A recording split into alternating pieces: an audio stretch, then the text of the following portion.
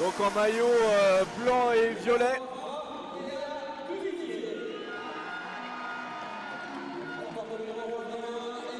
À la vue, on voit que l'équipe de Rennes a deux types de gabarits. Tout petit, il y a une ou deux grandes quand même. Les gardiennes sont plutôt de petits gabarits. Alors que du côté de Saint-Julien, Denissé-Clésé, c'est un petit peu la même chose. Donc contrairement au match masculin précédent, pas d'opposition de style. Ça a l'air de se ressembler dans la physionomie en tout cas. Et cette fois-ci un binôme garçon. Du coup, je te laisse les présenter, du coup Yael. Alors aujourd'hui nous avons Monsieur Blanco Julien et Glazeux Dylan, qui sont certainement effectivement des arbitres fédérales, qui vont donc officier aujourd'hui à Bercy. Quel plaisir, quelle joie pour eux j'imagine, et en même temps quel stress de se retrouver ici, voilà, devant des centaines, des milliers de spectateurs. Du coup, ça fait 10 ans maintenant que cette formule est là, donc on se retrouve effectivement avec des arbitres du niveau qu'arbitre de l'amateur les week-ends qui se retrouvent à Bercy, c'est quand même pas rien. Et est-ce qu'il y a un suivi du coup de ces arbitres-là, que je suppose qu'on met là parce qu'ils sont un peu espoirs dans leur niveau, dans leur filière? Et est-ce qu'on a des arbitres du coup qui ont arbitré ici des niveaux amateurs et qui se retrouvent aujourd'hui à des niveaux bien plus hauts? Bien sûr, en règle générale, quand on se retrouve ici, c'est qu'on a fait une bonne et belle saison, c'est que l'objectif c'est de pouvoir monter à un niveau supérieur, c'est de pouvoir sentir effectivement tous ces éléments de stress et de savoir comment on interagit avec ça. Bien entendu, il y a des gens, ce qu'on appelle des juges superviseurs ou des juges arbitres observateurs qui sont là aujourd'hui. Vous avez le président de la DNA qui s'appelle François Garcia, vous avez Alain Desplaces qui s'occupe bien entendu des officiels de table et des délégués. Et puis vous avez effectivement tout un groupe d'arbitres qui est présent pour pouvoir évaluer la prestation aujourd'hui des jeunes arbitres. Donc ça sera intéressant à suivre ça, parce que c'est forcément un moment marquant dans un début de carrière d'arbitre, hein, parce qu'ils ont encore tout le temps de progresser.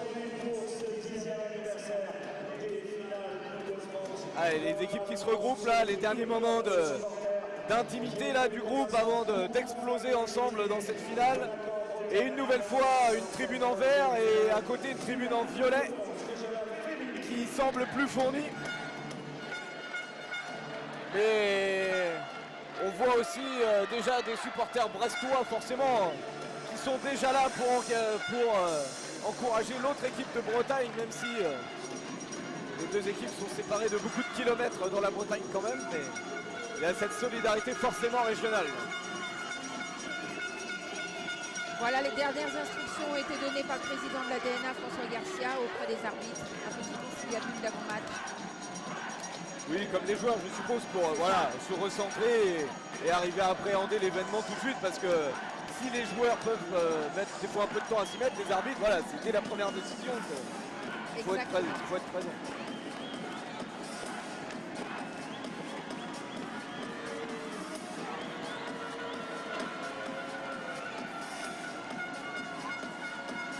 Alors je vois que les arbitres portent les chemises de cette année. Et certainement pour les finales féminines et masculines, on découvrira les nouvelles chemises pour la saison 2019-2020. Ah.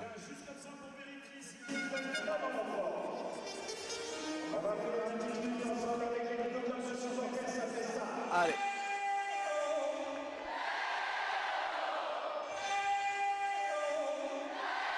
Forcément, du Freddie Mercury, ça passe à tous les coups.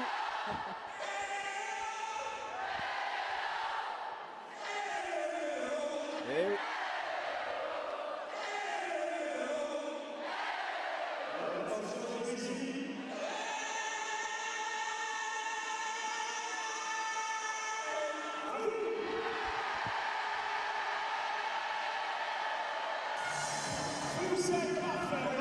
Et en tout cas, cette équipe de Rennes a vraiment le mérite d'exister dans ce club. Voilà, forcément, pas centré sur les masculins, la preuve en est ceci, mais voilà, ayant été dans un club mixte longtemps, je sais que c'est pas toujours facile d'être dans un club mixte comme ça. Et là, du coup, elles arrivent en finale. Comme ça permet au club de mettre un peu le projecteur sur elles, sur cette journée.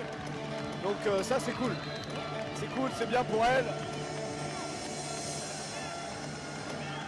Donc ça va, elles ont forcément envie de montrer tout ça aujourd'hui. À souligner que nous aurons à la mi-temps la présidente du cercle Colbert de Rennes au sens large et le président de Saint-Julien de Nicey qui est Saint-Julien de Nicey qui nous expliquera pourquoi il y a autant de monde. C'est ça. Dans le féminin, c'est fréquent. C'est pas faux. Et là, tout de suite, on voit un système défensif assez original. Une 3-2-1, très certainement. Oui, c'est ça. Très haute, en tout cas. Une vraie 3-2-1, là. La numéro 3 haut, là, elle est à 17 mètres. Ça me rappelle des souvenirs. Oui. Mais tu jouais pas sur un 40-20, mon ami. Souvent, quand même. Allez, c'est parti. Il faut utiliser la surface du terrain aussi pour Eh oui, dispositif, hein, c'était aussi lié à ça. L'intégration. Comment on fait la différence sur la 3-2-1 et la 1-5 homme? Ça peut être forcément à part une rentrée, par exemple. Non, mais on parlait dans le dispositif, donc on le voit par rapport à la gestion de la pivot par la 3 bas, effectivement. Oui, voilà, forcément, oui. Il faut forcément quelqu'un en bas qui a... sur tous les postes, de toute façon. C'est forcément une défense qui demande beaucoup de lecture. Et un 5 en face. Et donc, voilà, exactement. Donc là, c'est vraiment intéressant parce que depuis le début, on voit que des 0,6. Exactement. Et là, voilà, on voit des dispositifs étagés. Et le premier but pour Rennes. Alors Yael, tu arrives, malheureusement on n'a pas résolu le problème de l'écran, donc malheureusement tu vas vivre et commenter le match uniquement avec tes yeux. Donc vous voyez que l'arbitre vient effectivement d'avertir la gardienne de but, puisqu'elle a relancé plus loin que son demi-camp, et donc il l'a averti en disant la prochaine fois nous mettrons certainement jeu passif. Et bien, voilà. Tac, voilà. Et oui. Tout de suite, sur la 3-2-1, ça ne pardonne pas. Une intention qui... Faut pas se rater, ça c'est sûr. Oui, qui est mal conclue.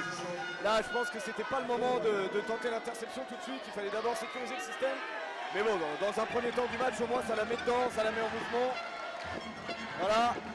Donc, je vous avoue que je me suis levé parce que forcément, sur des défenses étagées comme ça, c'est mieux d'avoir un peu de perspective. Ah, un bel enchaînement de libération, mais ça peut pas aller au bout. Et la perte de balle tout de suite. Et donc Saint-Julien qui arrive à bien perturber Rennes et un partout toujours. Duel sur le 2 et bonne lecture de la gardienne sur le coin long. Et là forcément sur les défenses étagées comme ça pour les arbitres, voilà, il faut arriver à bien percevoir le pivot, les rapports de force tout de suite. C'est ça. Et la situation dans les jeux extérieurs parce que forcément ça pousse les joueurs à aller vers l'extérieur et on sait que c'est une situation pour les arbitres qui n'est pas toujours facile.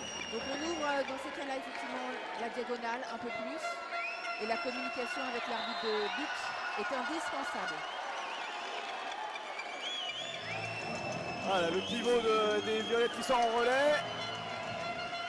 En jeu passif. Ouais, c'est normal.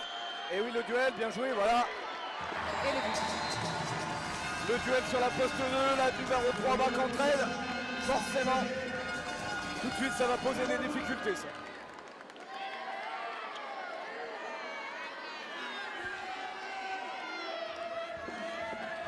Ce qui sera intéressant à la fin du match, c'est de voir si les coachs, ces indications, ils les avaient déjà, parce que la difficulté aussi de ces finales, c'est d'arriver à avoir des informations sur son adversaire. Oui. Là, voilà, la difficulté que va avoir Saint-Julien, c'est ça, c'est le gabarit de la pivot de Rennes qui est assez impressionnant. Et forcément, sur une 3-2-1, dès qu'elle va se mettre en écran sur le poste 3, ça va être très difficile à contrer si les postes 2 n'agressent pas les arrières.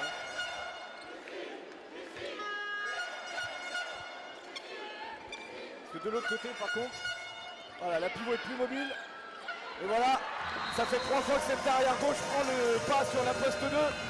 Il va falloir résoudre ça, peut-être par une entraide un peu plus importante du 3 haut plutôt que du 3 bas. Et le poste 2 qui va devoir se placer plus dans son couloir de jeu direct à l'intérieur.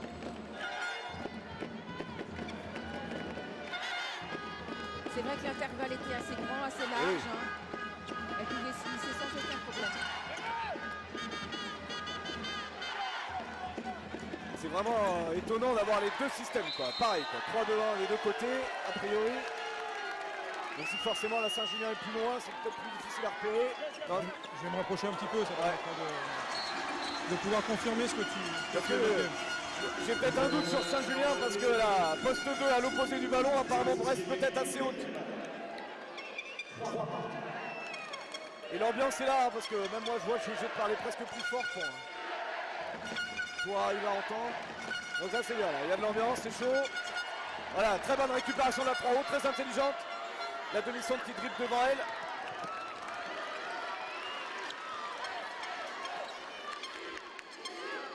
Et en tout cas, ce contraste des couleurs en tribune là, entre le vert et le violet là, est très sympa.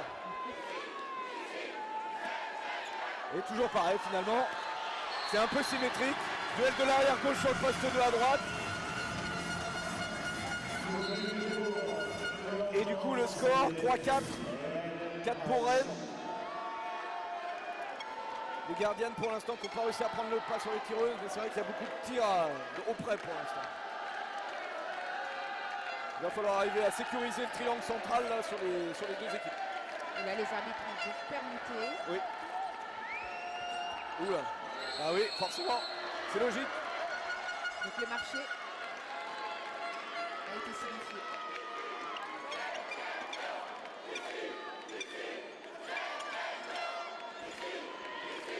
Alors effectivement, là je suis derrière Saint-Julien et je confirme qu'on est bien sur. Alors, on est limite quand même sur un 1-5 homme à homme, hein, parce que. Enfin, Ouais, femme, je sais pas complètement. si c'est fille, parce que Fille à fille, on dit. ouais, fille à fille, pardon. Et merci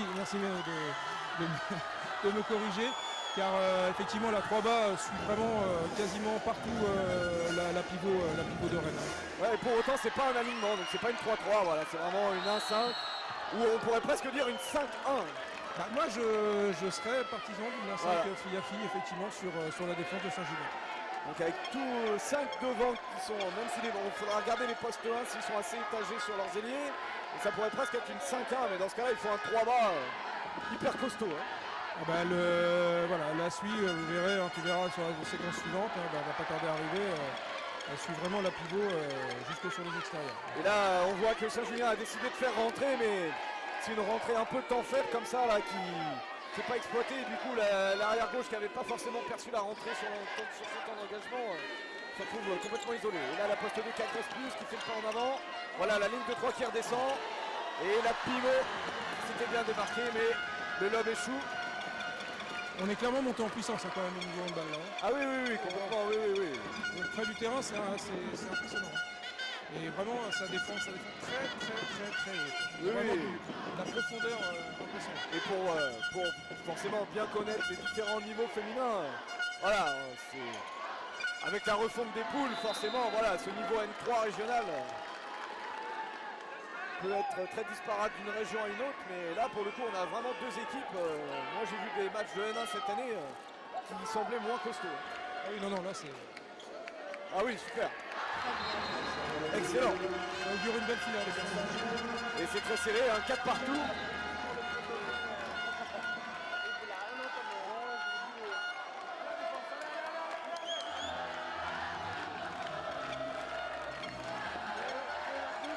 Donc voilà, on voit bien ces postes 2 qui restent complètement à l'étagé, les postes 1 à l'opposé qui sont en fille à fille. Voilà, ça L'arrêt du temps, 7 mètres demandés, ainsi qu'une sanction disciplinaire, 2 minutes. Voilà, pour avoir poussé.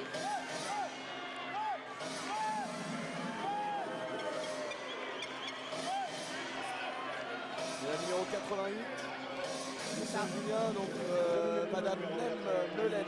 Après une sanction disciplinaire. C'est ça. Changement de gardienne. Les 2 minutes est annoncé. Et on est reparti. Ouais, croisé. C'était vraiment. Ça change du match départemental tout à l'heure où effectivement tous les 7 mètres, d'ailleurs beaucoup ont été ratés d'ailleurs. Hors cadre ou arrêt de la gardienne ont été tirés côté bras, ce qui est assez étonnant parce que en féminin, 70 à 80% des shoots sont quand même en croisé, c'est plus sécurisé. Et là du coup direct, pas de problème, ça enchaîne. Ouais, ça a failli être intercepté. Ouais, bon retournement. SPP pour la numéro 6. Un début de ceinturage. Sanction personnelle progressive.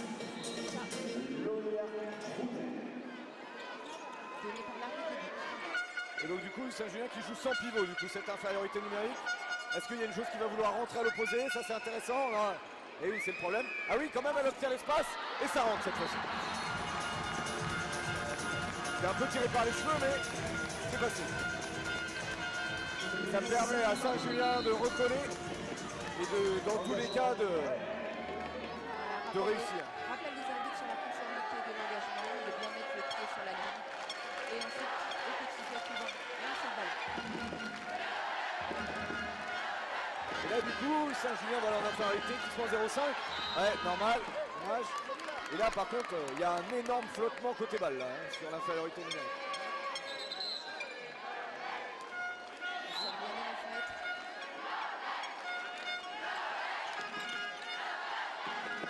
Ouais, ça veut encore jouer avec le pivot, mais ça va finir par être un petit peu vu hein, par la défense. Ah, strict a priori. Il reste 6 secondes d'infériorité. Est-ce qu'ils vont garder la strict ensuite? L'arbitre a transmis Voilà. un message, l'arbitre de champ. Alors, qu'est-ce qui se passe? Voilà, on se remet tout le monde se remet normalement. Voilà, la pivot qui sort en relais, ça c'est intéressant. Voilà, et oui, oh là là, super mouvement de notre pivot là.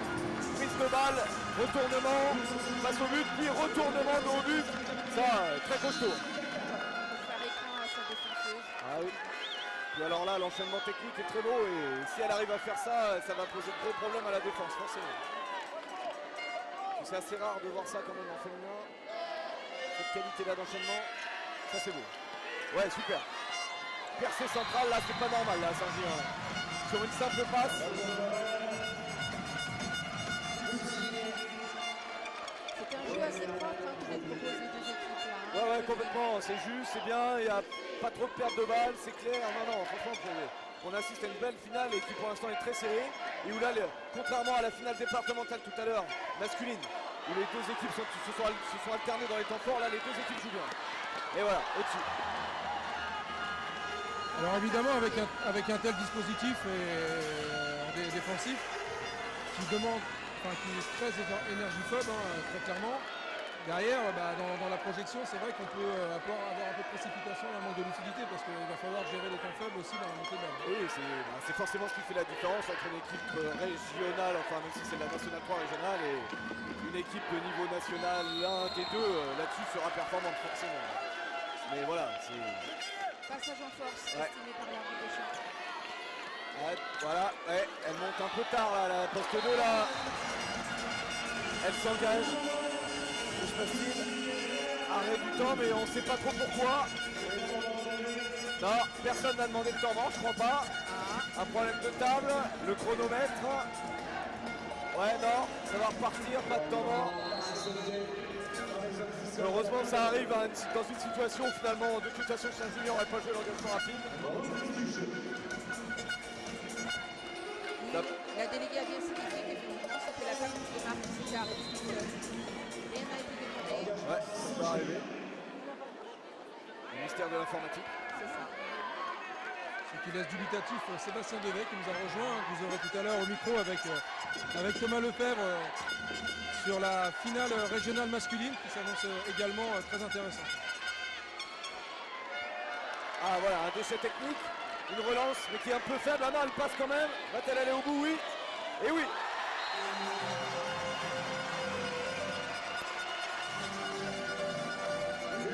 Et effectivement, une finale régionale pour l'instant très agréable à regarder. Hein. C'est propre, ça court vite vers l'avant. C'est très aéré, très étagé. L'écartement est bon. Ah, c'est bien. Peu de fautes. C'est plus les dispositifs défensifs pour l'instant qui sont mis en difficulté. Pas forcément tactiquement, collectivement, mais plus sur les rapports de force individuels.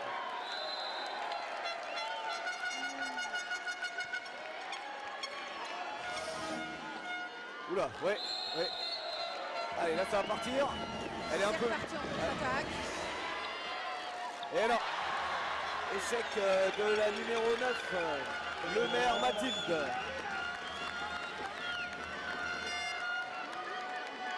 Rennes pourrait avoir finalement presque un écart un peu plus important parce qu'ils ont loupé 3-4 shoots hein, comme ça là. Dans un accord Hôtel Arena qui se remplit, qui est bien rempli là, vraiment. Ouais, c'est bien, c'est très bien. On voit le peuple dunkerquois qui est déjà là. Nos amis jaunes là-bas, je ne sais pas si c'est déjà Chambé ou Orléans. La salle est bien garnie en tous les cas.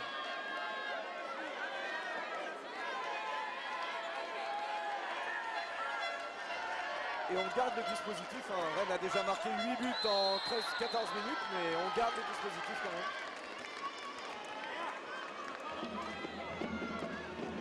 Alors on parlait d'opposition de style sur le match d'avant, hein, sur la finale départementale masculine. Là pour le coup c'est assez étonnant, mais on a vraiment la même volonté de jouer quoi, en fait. Ouais, La même philosophie de jeu, en partant d'une défense très très étagée. On verra quelle équipe sera obligée de s'adapter avant l'autre. Ouais, c'est un peu lu tout ça. Mais du coup, c'est Eliar 9 là, elle court vite, hein. Ça enchaîne vite, hein.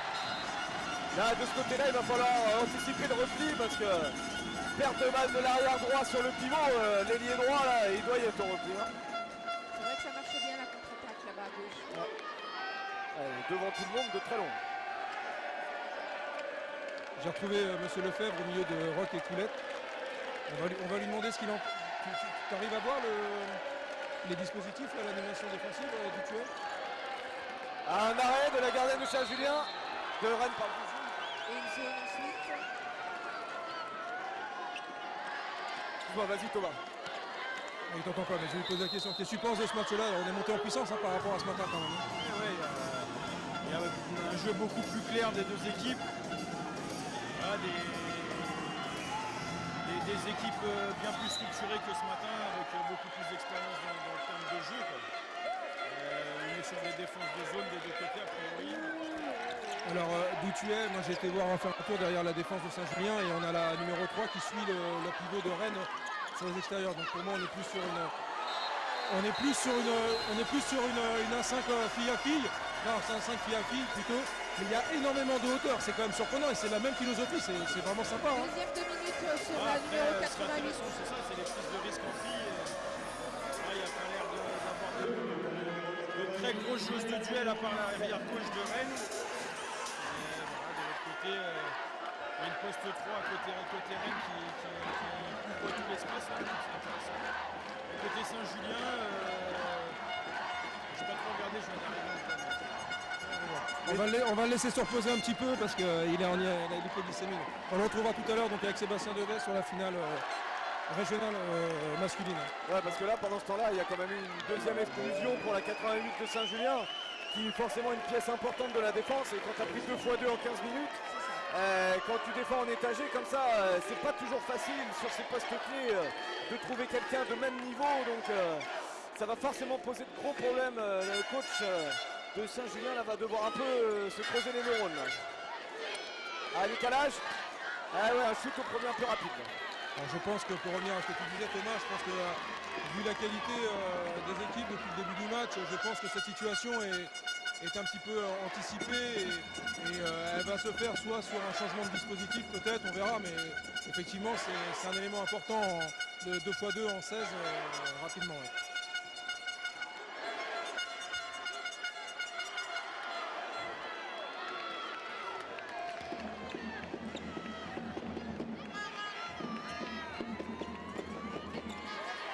Allez. Ouais, c'est gagné là. Ouais, je suis pas sûr que le décalage était la meilleure solution. Elle a pas osé aller prendre le bloc du pivot.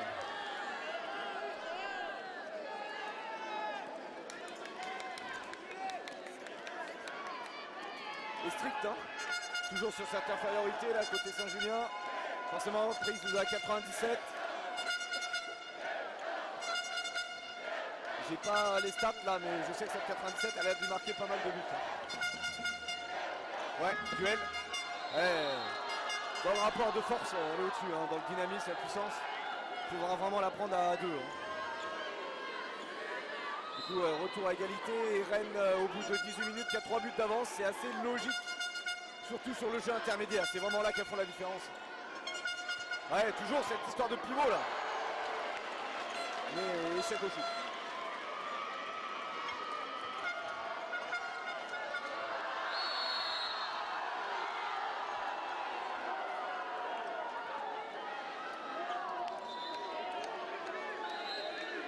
Il a 3 hauts de Rennes qui n'entraide pas sur les duels derrière, qui coupe vraiment la passe au demi-centre. Donc si à un moment donné Saint-Julien arrive à exploiter les extérieurs à l'opposé, il y aura beaucoup d'espace. Oui. Et strict aussi d'ailleurs, ça c'est vraiment le match miroir, quoi. Et du coup, dans ce jeu-là, qui va gagner et qui va réussir à imposer ses forces? Pour l'instant, c'est Rennes, mais ça reste léger. Perte de balle.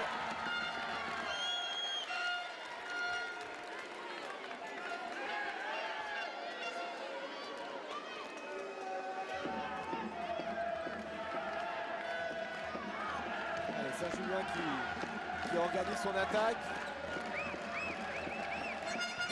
Alors une rentrée d'arrière droit, ok. Ouais.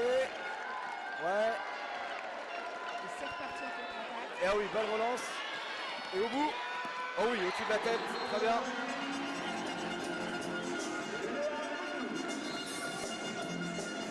Et du coup là, Rennes, ça y est, là, qui creuse l'écart. Et c'est normal que le coach de Saint-Julien pose son temps mort. Il fallait le poser là, à la 20e minute de jeu, là, parce que avant que l'écart ne se creuse avant la pause. Voilà, on a un premier écart effectivement, hein, donc pour ceux qui nous rejoignent, bienvenue à l'Accor Hotel Arena là, sur les retransmissions gérées par Envision, les équipes de Armance Légère. Encore merci à eux pour leur travail énorme, parce que nous on voit ce qui est fait à côté, en amont et en aval de cette réalisation, et c'est impressionnant. On espère en tous les cas que vous passez un bon moment en notre compagnie. On est bientôt la 20e minute de cette finale régionale féminine qui nous a fait vraiment passer un cap dans la journée là, avec donc à venir après, hein, ne bougez pas, la finale régionale masculine entre Calais et Orléans. Ça va taper. Qui seront l'apéritif des finales nationales entre Brest et Metz à 18h30 et clôturé par un Chambé Dunkerque qui devrait, connaissant les peuples chambériens et dunkerquois, à être joué avec beaucoup d'ambiance. Donc voilà. Et on revient sur ce match. 11-8 pour Rennes. Temps mort Saint-Julien. On va voir quel changement le coach a proposé éventuellement. En tout cas, Rennes, a priori, pas de changement. Toujours le même dispositif. Peut-être un peu plus de dynamisme des postes 2. Et oui, mais toujours, voilà. C'est le point fort, mais je sais pas, je la vois faire une petite tête, une petite moue, là, quelque chose. J'espère qu'elle n'est pas blessée, qu'elle sent déjà pas une douleur quelque part. Par contre, strict, là il garde la strict. Et du coup, en poste temps mort côté Saint-Julien, le coach de Rennes a peut-être une parade. Il fait courir un arrière droit en travers, qui marche. A priori non, du coup. Ça n'a pas forcément été évoqué au temps mort peut-être, ou en tout cas pas respecté. Ouais, et là c'est décale. Et oui.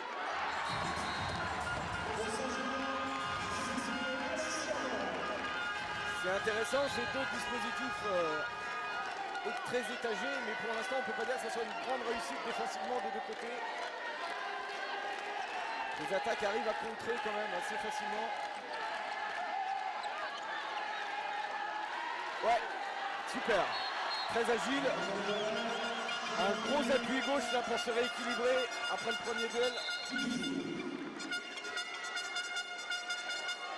Le coach de Saint-Julien estimait qu'il avait marché, Ah, pas. peut-être, mais Petit échange avec l'arbitre de champ. moi ça m'a pas choqué hein, de là où j'étais. Ouais, normal. Ouais, c'est au-dessus. Hein. Oh là là, quel dommage. Et cette numéro 97 là. Benamouer Laetitia, alors deux têtes. Peut-être que je me trompe, les téléspectateurs sur le Facebook, là n'hésitez pas à réagir. Mais il n'est pas impossible qu'elle ait joué à Vaux-en-Velin en D2 filles, N1 filles. Pareil que j'ai joué, il me semble l'avoir déjà vu quelque part. Quand on a joué aussi avec le Val d'Or. On avait fait une tôle là-bas.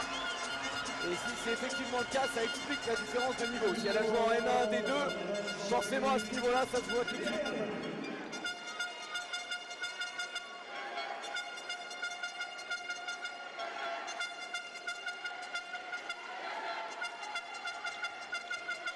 Ouais, ça décale. Oui, très bon shoot. Excellent shoot, premier poteau. C'est vraiment bien. Ça joue vraiment des deux côtés et c'est vraiment, comme on dit souvent, mais là c'est pour le coup vraiment le cas, c'est vraiment des petits détails qui font la différence entre les deux équipes. Ouais, espace en deux. Ouais, c'est normal. Et là la gardienne l'a pris dans le visage. Protocole pour les commotions cérébrales sûrement.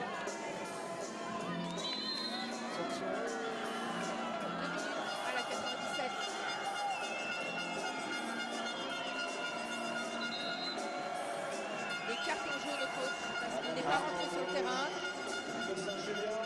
Alors qu'ils avaient demandé effectivement. On prend ça. On peut prendre un carton jaune parce qu'on n'est pas rentré à la demande. Je sais même pas. C'est ça. Si les arbitres estiment qu'il fallait quelqu'un qui vienne voir la gardienne de but, il faut rentrer sur le terrain. Ce qui peut avoir son impact si le match est serré en fin de match, on sait rien. Les esprits s'échauffent. Ah, côté bras, bien dans le coin en bas là. C'est pas évident.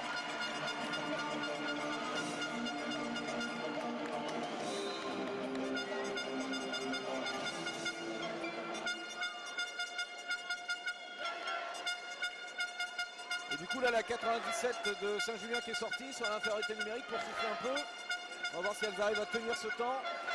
Et par contre la 88 est sur le terrain et elle a déjà 2 fois 2 minutes. Alors, il faudra faire attention sur les replis. Elle est côté Mans, donc il y aura peut-être des changements.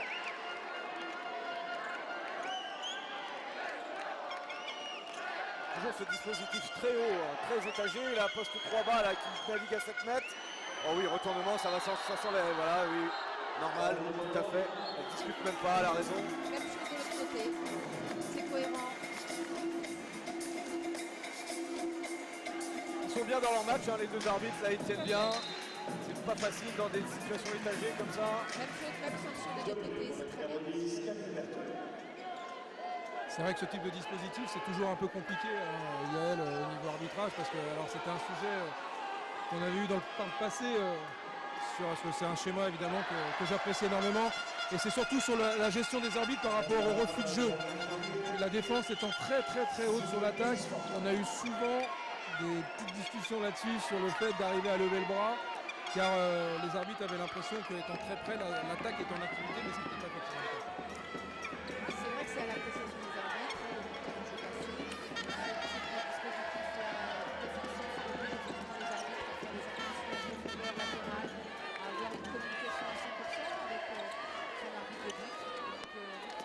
C'est quand même bien réfléchi et bien pensé. La petite erreur de la gardienne là qui doit pas laisser le ballon filer là dans les pieds, elle s'excuse d'ailleurs tout de suite. On voit l'expérience, elle sait tout de suite qu'elle a fait une erreur, ça peut arriver. Sauf que du coup pendant ce temps-là, bah voilà, Rennes, on est captivé par ce match, on regarde pas trop le score et il y a déjà 4 buts d'avance pour Rennes maintenant. Saint-Julien va récupérer sa joueuse, voilà. 97 qui rentre. Et voilà.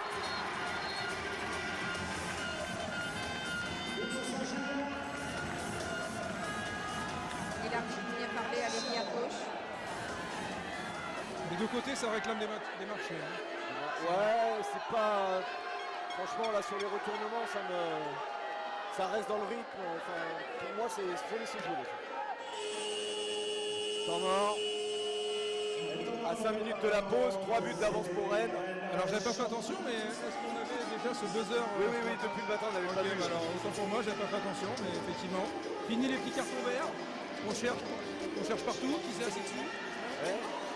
Mais enfin, ça peut se poser des problèmes aussi parce que au Final Four de Ligue des Champions féminine, on a vu Ambrose Martin appuyer sur le buzzer pendant que Metz avait récupéré, ou l'autre équipe avait récupéré le ballon et du coup arrêté le jeu et les buzzers n'étaient pas forcément bien paramétrés ou je sais pas et du coup ça pose des problèmes aussi si ça c'est pas parfait. Enfin, toute technologie a ses avantages et ses inconvénients.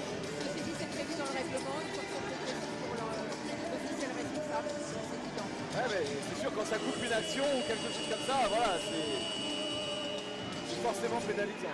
Voilà. Ça peut même aller jusqu'au jet de cette mètres. Oui, si ça peut, évidemment, si c'est intentionnel en pleine contre-attaque, bien sûr. Là, c'était à chaque fois sur des situations de presque interception, on ne savait pas trop. Et du coup, bah voilà, ça a arrêté le jeu. Bon, au final, je pense pas ça a changé les résultats des matchs, mais voilà. Donc c'est un dispositif qui a été mis en place sur la finale du Final Four masculin, donc au mois de mars. Et depuis, on le conserve. Oui, c'est plutôt bon, je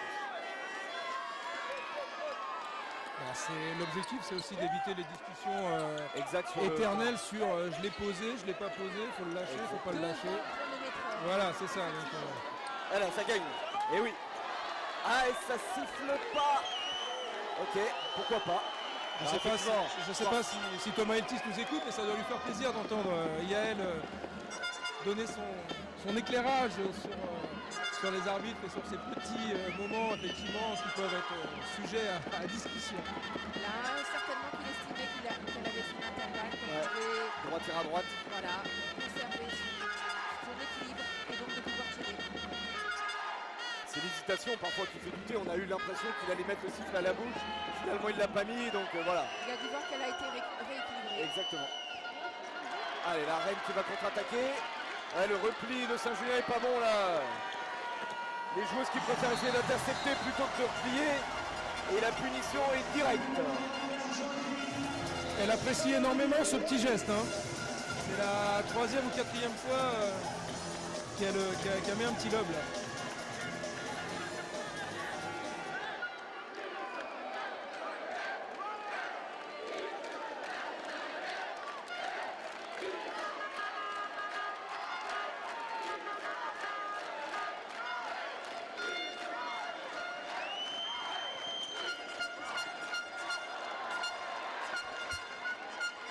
Et les spectateurs de Rennes qui mettent l'ambiance, qui encouragent. On est déjà au 3e ou 4e lob raté, je crois, du côté de Rennes. Je confirme. Je suis assez d'accord avec ce que effectivement, C'est dommage parce que là, elle pourrait arriver à la mi-temps et avoir fait un écart pas définitif, mais Saint-Julien qui continue à y croire tout le temps, voilà, qui au moment où on pense que Rennes prend l'ascendant, elle n'arrive pas à concrétiser leur vrai temps fort. Rennes. Parce qu'on ne peut pas dire que c'est temps faible en fait depuis le début du match, mais il y a forcément des moments où les équipes accélèrent le jeu et Rennes n'arrive pas à concrétiser à ce moment-là, ce qui laisse Saint-Julien dans la course.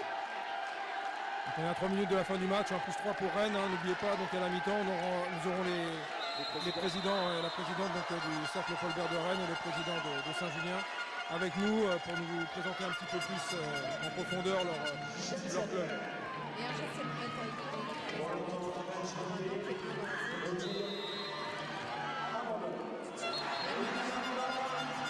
Et voilà. Rennes qui reprend 4 buts d'avance.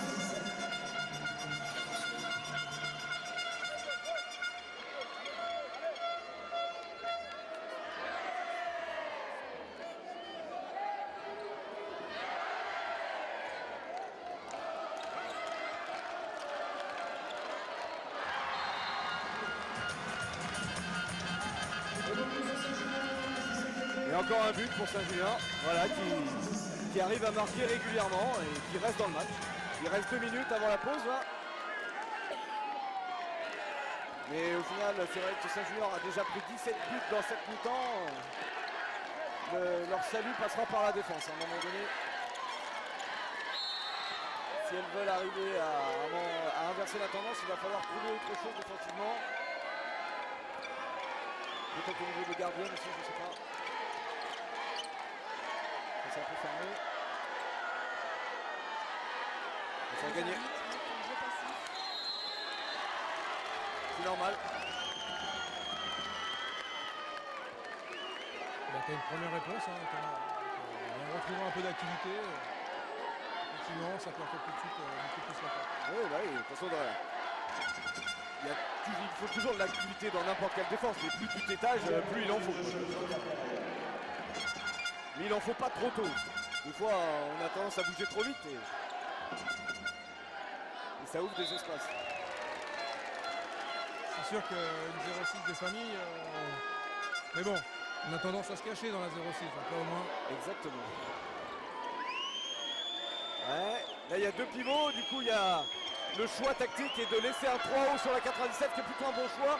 Surtout quand la balle est à l'aile, du coup les liens se retrouvent isolés. Et là ça va aller au bout. Ouais, c'est compliqué. Oui, c'est normal. Très très bien arbitré. Il a trop hésité. Et si Saint-Julien fait rentrer mais n'exploite pas ses temps de rentrée, ils vont se retrouver en difficulté. Avec une seule arrière sur la base arrière et droitière à droite, on va avoir du mal à exploiter. Là il faut exploiter, voilà, et là c'est gagné. Dommage. Et oui, récupération, et voilà. Et fin de cette première période, plus de pour Rennes, 17 à 15. Une première période très très agréable. Donc un vrai plaisir à suivre, un match où il n'y a pas eu de temps faible sur cette première mi-temps. Donc on On verra en deuxième mi-temps si ça chute à un moment donné, mais en tout cas, les équipes ont l'air prêtes physiquement.